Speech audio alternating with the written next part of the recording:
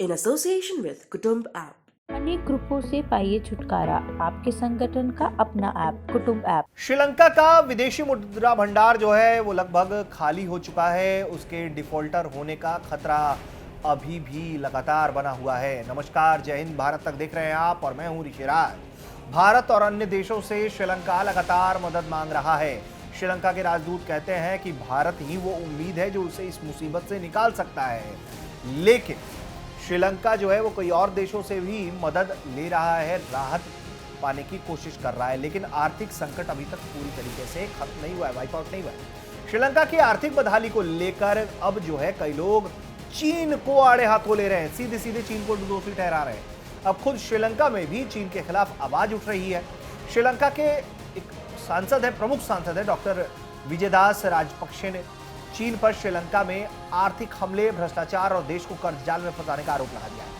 Hong Kong post की एक report कहती है कि डॉक्टर राजपक्षे ने श्रीलंका के उन नेताओं में से एक है, वो उन नेताओं में से एक है जिन्होंने चीनी कर्ज के जाल के खिलाफ बात की और चीनी राष्ट्रपति शी जिनपिंग को दोनों देशों के बीच पारस्परिक सहयोग बढ़ाने और पारस्परिक विश्वास के पुनर्निर्माण को लेकर पत्र लिखने तक का भी साहस किया था। डॉक्टर विजयदास राजपक्षे श्रीलंका की सरकार में न्याय मंत्री और शिक्षा मंत्री रह चुके हैं। इससे पहले उन्होंने चेतावनी दी थी कि देश का अगला चुनाव चाहे वो राष्ट्रपति को या पीएम का हो, सभी को जनमत संग्रह के साथ जोड़ा जाएगा ताकि लोगों ने उन सभी समझौतों और अनुबंधों के निर्धारण या उन्हें रद्द करने के लिए जनादेश प्राप्त किया जा सके जो श्रीलंका के लिए हानिकारक या नुकसानदेह है। उन्होंने कहा था कि चाहे कोई भी परिस्थिति हो, एग्रीमेंट कॉन्ट्रैक्ट 15 वर्षों का होगा, इससे अधिक समय के एग्रीमेंट की अनुमति ही नहीं दी जाएगी।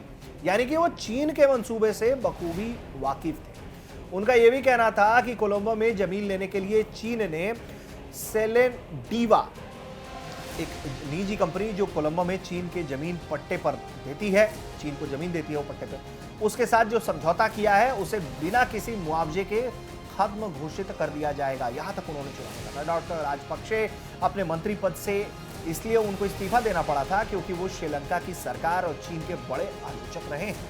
हांगकांग पोस्ट के मुताबिक डॉक्टर राजपक्षे ने चीन से जुड़े भ्रष्टाचार पर लगातार आवाज उठाई है। सरकार और चीन दोनों को खुले तौर पर वो आलोचना इसके लिए करते रहे, जिस कारण उनका मंत्री पद भी चला गया था। बीते साल उन्होंने चीन द्वारा कोलंबो में बनाई जा रही पोर्ट सिटी को लेकर पेश किए गए आर्थिक आयोग विधेयक पर कड़ी आपत्ति जताई।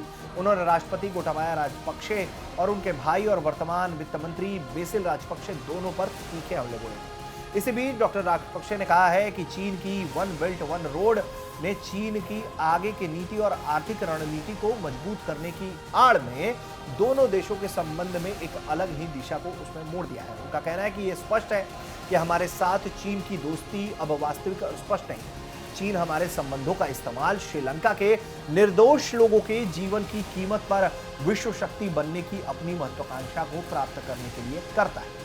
चीन को लेकर उन्होंने कहा जाता है, जो चीन को लेकर वैसे भी एक आम राय है कि जरूरतमंद देशों को चीन जो है वो अपने कर्ज के जाल में इस तरह फंसाता है कि देश कर्ज चुकाने में असमर्थ हो जाए और उसे मजबूरन चीन के सामने झुकना पड़े। चीन पर आरोप लगता है कि जब कोई देश उसका कर्ज नहीं चुका पाता तो वो उसकी संपत्तियों को अपना बना लेता है। हालांकि चीन इन सभी आरोपों से इनकार करता है।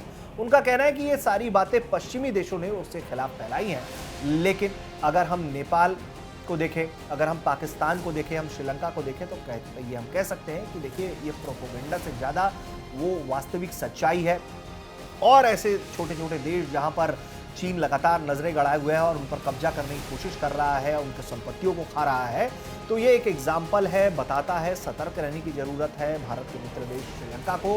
अगर अब भी वो नहीं चेतेगा तो सामने बहुत बड़ी खाई है और उस खाई से में एक बारी अगर वो गिर गया तो निकलना लगभग असंभव है। आपको ये वीडियो कैसा लगा, मैं कमेंट करके बताइए। देखते रहिए।